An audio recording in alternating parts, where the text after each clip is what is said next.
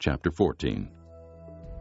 The Lord said to Moses, These are the regulations for the diseased person at the time of his ceremonial cleansing when he is brought to the priest. The priest is to go outside the camp and examine him.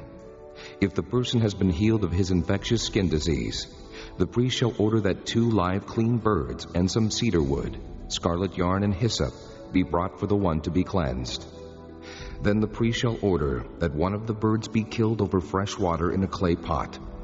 He is then to take the live bird and dip it, together with the cedar wood, the scarlet yarn, and the hyssop, into the blood of the bird that was killed over the fresh water. 7 times he shall sprinkle the one to be cleansed of the infectious disease, and pronounce him clean. Then he is to release the live bird in the open fields.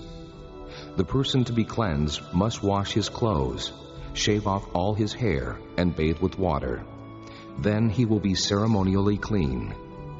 After this, he may come into the camp, but he must stay outside his tent for 7 days. On the 7th day, he must shave off all his hair.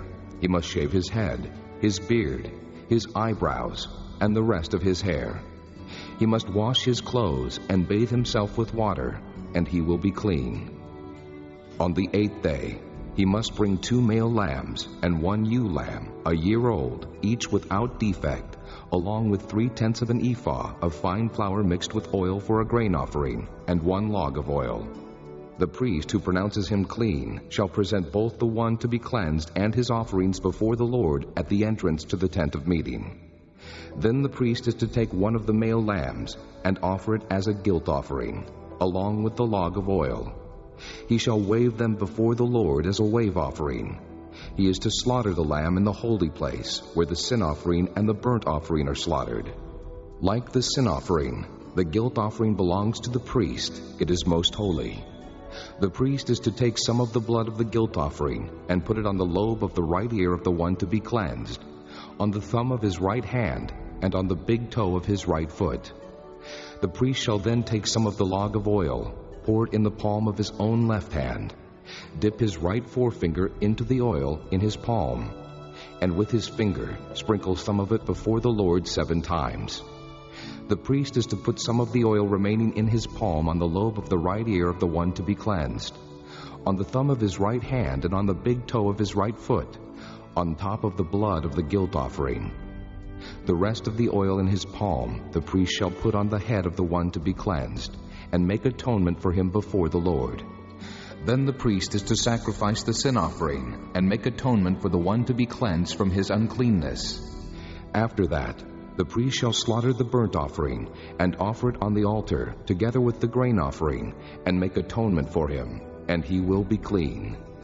If, however, he is poor, and cannot afford these, he must take 1 male lamb as a guilt offering to be waved to make atonement for him, together with 1/10 of an ephah of fine flour mixed with oil for a grain offering, a log of oil, and 2 doves or 2 young pigeons, which he can afford, 1 for a sin offering and the other for a burnt offering.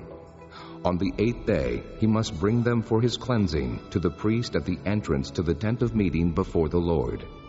The priest is to take the lamb for the guilt offering, together with the log of oil, and wave them before the Lord as a wave offering. He shall slaughter the lamb for the guilt offering, and take some of its blood, and put it on the lobe of the right ear of the one to be cleansed, on the thumb of his right hand, and on the big toe of his right foot. The priest is to pour some of the oil into the palm of his own left hand, and with his right forefinger sprinkle some of the oil from his palm 7 times before the Lord.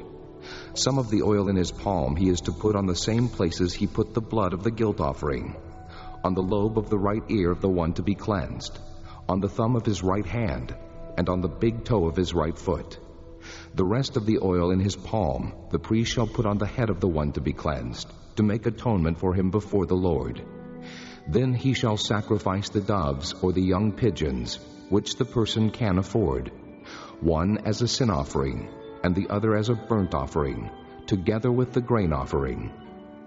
In this way the priest will make atonement before the Lord on behalf of the one to be cleansed. These are the regulations for anyone who has an infectious skin disease and who cannot afford the regular offerings for his cleansing. The Lord said to Moses and Aaron, When you enter the land of Canaan, which I am giving you as your possession, and I put a spreading mildew in a house in that land, the owner of the house must go and tell the priest, I have seen something that looks like mildew in my house. The priest is to order the house to be emptied before he goes in to examine the mildew, so that nothing in the house will be pronounced unclean. After this, the priest is to go in and inspect the house. He is to examine the mildew on the walls, and if it has greenish or reddish depressions that appear to be deeper than the surface of the wall, the priest shall go out the doorway of the house and close it up for 7 days. On the 7th day, the priest shall return to inspect the house.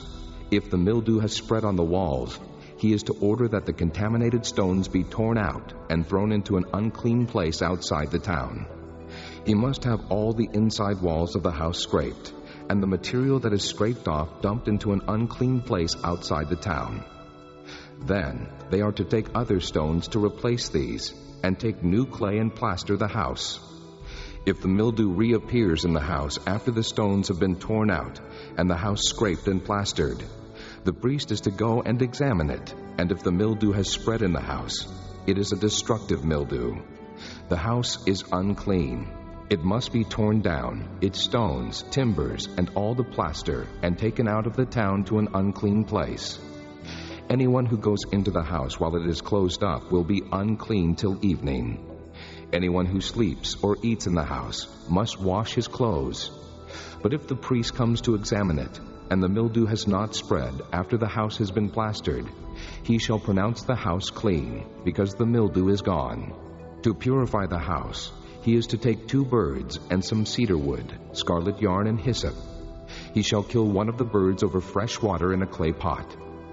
Then he is to take the cedar wood, the hyssop, the scarlet yarn, and the live bird, dip them into the blood of the dead bird and the fresh water, and sprinkle the house 7 times. He shall purify the house with the bird's blood, the fresh water, the live bird, the cedar wood, the hyssop, and the scarlet yarn. Then he is to release the live bird in the open fields outside the town. In this way he will make atonement for the house, and it will be clean. These are the regulations for any infectious skin disease, for an itch, for mildew in clothing or in a house, and for a swelling, a rash, or a bright spot, to determine when something is clean or unclean. These are the regulations for infectious skin diseases and mildew.